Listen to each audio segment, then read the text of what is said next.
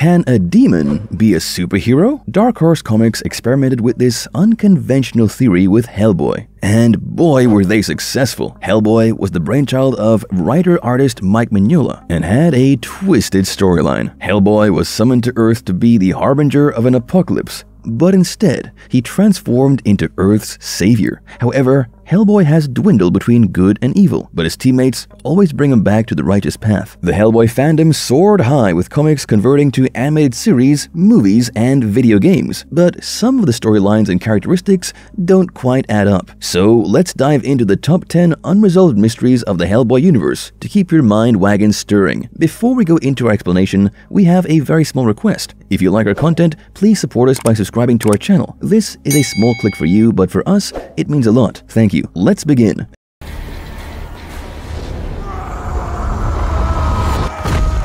Exploring the mysterious origin of Hellboy. In 1944, somewhere in Scotland, the Nazis were fighting a losing battle in World War II and decided to resort to other evil means with a mystic named Grigory Rasputin. Rasputin performed a ritual that night to summon a demon from hell, but the American soldiers ambushed the Nazis and the ritual ended, but not before a red-skinned baby with sharp red horns, a bright red tail, and a strange stony right arm was teleported to Earth through a portal. Later, occult Professor Trevor Brutenholm took the creature in and dubbed him Hellboy. Hellboy was raised in secrecy, under the scrutiny of the Bureau for Paranormal Research and Defense, BPRD. Hellboy grew up and joined the BPRD to fight supernatural activities on Earth, but his family history is quite complicated. Hellboy is the son of a Duke of Hell named Azael and an English witch from the 1570s named Sarah Hughes. So naturally, Hellboy had both demon and human blood, and half-siblings on either side too. His human siblings, a brother and sister, became a pastor and a nun respectively. While their mother died, the siblings guarded her body to break Azael's claim honor,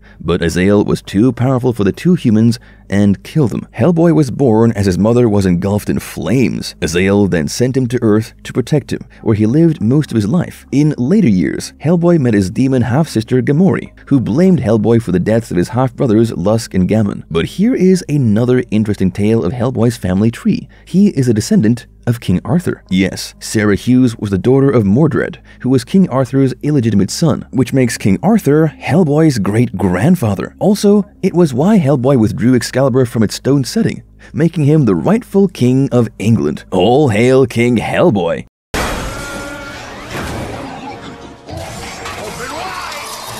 The strange big right arm of Hellboy makes no sense. The movie fanbase probably will wonder what's up with Hellboy's cumbersome right hand, but believe me, the hand does more than just pack powerful punches. Hellboy's right hand is known as the right hand of doom, also assumed to be the sacred object of Hyperborea. It originally belonged to Annam, a powerful spirit who was to create and bind a fearsome dragon named Ogdru Jahad, but failed to do so. Through generations of passing down, the hand finally reached Azael, who, without a second thought, hacked off Hellboy's right arm when he was born and exchanged it with the right hand of doom. Azael was attacked for this act and had to send Hellboy to Earth to protect the ancient artifact of doom. Now, the Hand of Doom isn't very practical while handling smaller objects, but it does have some dexterity. Hellboy has caught a fly with it after all, but for wielding guns and swords, Hellboy prefers using the other one, making him quite the ambidextrous superhero. The hand is also a threat, as it can create and command Ogdru and other unearthly creatures, and cause Ragnarok, which Hellboy is destined to bring forth. While the right hand of doom can function independently of Hellboy's body, it can also lose its powers if Hellboy dies with the hand still attached. Hellboy obviously knows how dangerous and powerful the right hand of doom is,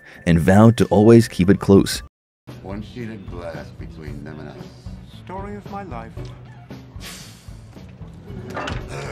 How does the aging process work for Hellboy? The BPRD describes Hellboy's aging as aging in reverse dog years. What does that mean? It means Hellboy is younger than he looks. Yes, none of us humans want that. Hellboy grew rapidly since his arrival on Earth. At 2 years of age, when regular human toddlers enjoyed being fed their favorite food, Hellboy was much older looking and devoured pancakes all by himself. By the time he was 10, he looked like a full-grown adult, although his mind didn't really catch up at the same rate. He looked like a middle-aged man, but behaved behaved like a rebellious teenager, often being reprimanded by his father and then resorting to sulking. But this super aging isn't abnormal in his land of origin. The demons from the underworld, including our red-skinned hero, have a lifespan that extends across decades. So while humans go through the typical stages of childhood, adolescence, and adulthood, Hellboy raced through these stages to remain an adult for a more significant chunk of his life.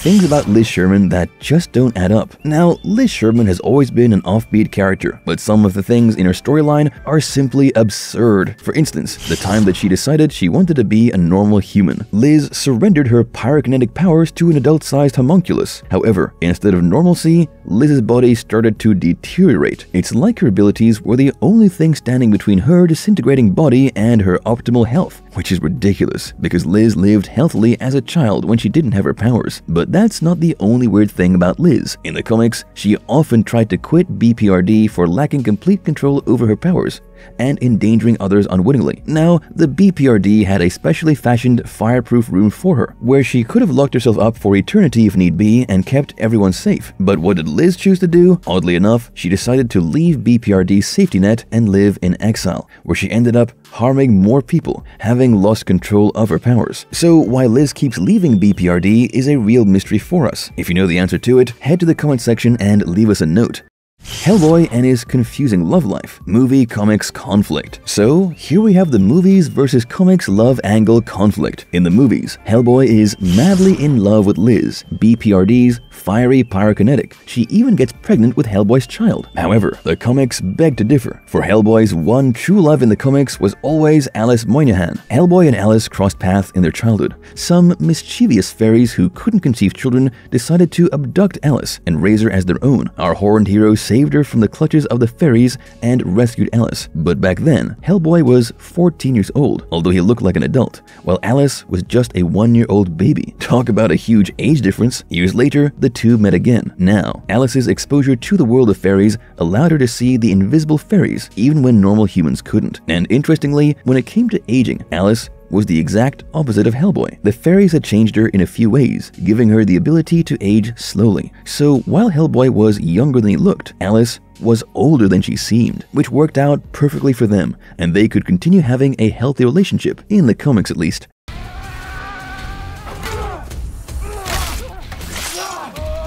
How can Hellboy be killed? Hellboy has demon blood, even though he keeps his horns filed and possesses strength beyond human perception. But more than that, he has extraordinary healing abilities. So, from minor cuts to severe injuries, Hellboy can bounce back from wounds at an accelerated rate. And as they say, with great power comes great responsibility. So Hellboy takes it upon himself to maintain his physique and support his super strength with a chiseled body. His workout routines have enabled him to hurl objects across significant distances, and his perfectly shaped body can withstand a barrage of bullets without batting an eyelid. And then, of course, he has the right hand of doom, which we have already spoken about. Even holy objects, crosses, and holy water don't work on Hellboy because he is unlike other demons and chooses to portray his good side. All these factors make it seem like Hellboy is pretty much immortal. So, how can this demon be killed? Hellboy is often considered to be as deathless as Koshai. So, no, it isn't that easy to kill this heroic demon. Hellboy can die only when he thinks it's time for him to die. However, some theories also claim that Hellboy's death will come about when he moves from good to evil doings. But the Hellboy the Fury comics showed that Hellboy died only after he admitted to Vasilisa that he was ready for his end, leading to Nimwe's ghost tearing out his heart.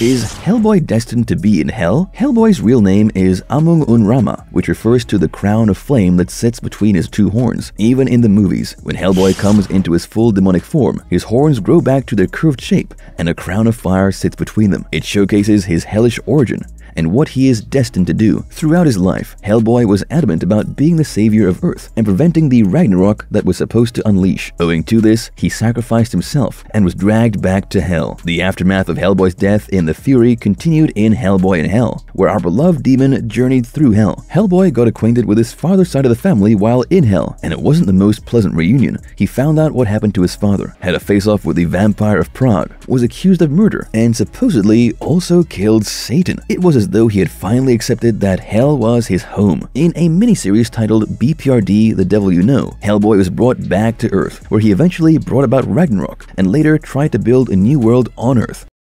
What happened to Hellboy 3? Will it ever happen? It's been almost 15 years since Hellboy 2, The Golden Army, was released, and fans are yet awaiting the completion of the trilogy with the third film. However, it seems like the director Guillermo del Toro has had his hands full with other, more prominent projects. Each time del Toro completed a film, he promised to return his attention back to finishing the trilogy, but was swayed right back by another project. Later, it was said that the third Hellboy's budget was a whopping $150 million, and no studio was willing to shed that amount, given that the first two films didn't perform as desired at the box office. Instead, his fans were given an abysmal reboot in 2019, which tanked significantly at the box office for its lack of substance, or anything really. Ron Perlman, who played Hellboy in del Toro's version, is now 71 years old, but he is still willing to do the film because he feels that they owe the fans a trilogy. In a recent interview, he said that they should give their fans the epic conclusion that the series deserved. Unfortunately, del Toro had previously announced that all the involved parties had agreed to shelf the film, although all the actors and the director have shown interest in concluding the trilogy, which we are sure fans will flock to the theaters to watch. The ball is now in the court of the studios willing to back it.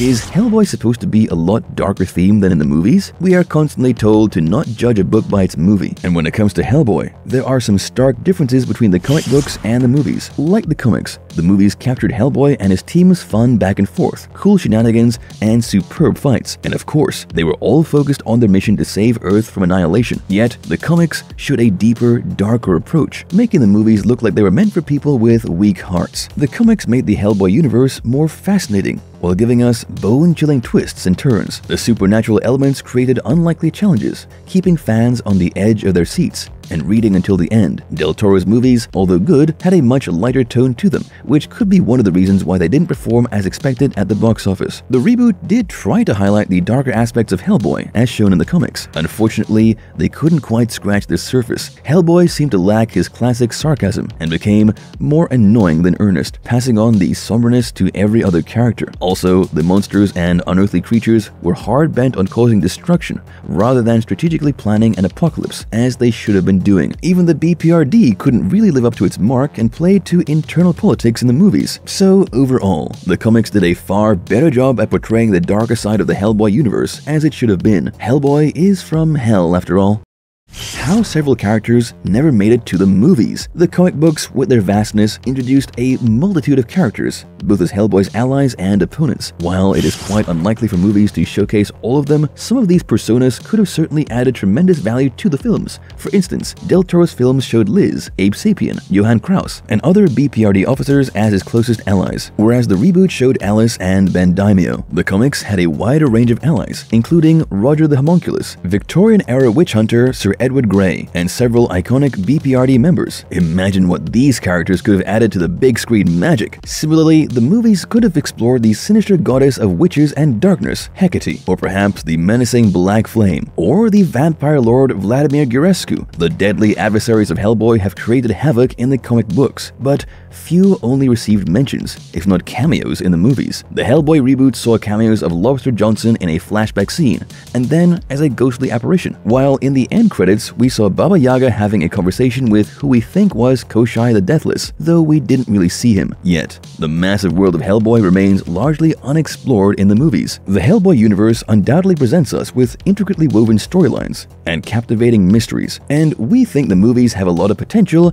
even if it is another reboot, provided they search deep within the vast realms of the comics to craft a script that truly captures the essence of the Hellboy universe. Until then, let's keep our fingers crossed and hope for the last leg of the trilogy to unfold. Let us know in the comments below what you think about the 10 mysteries we unfolded and which one you like the most. And if you liked our content, don't forget to leave a like and subscribe to us if you haven't already. Have a good one and be safe. Thanks everyone.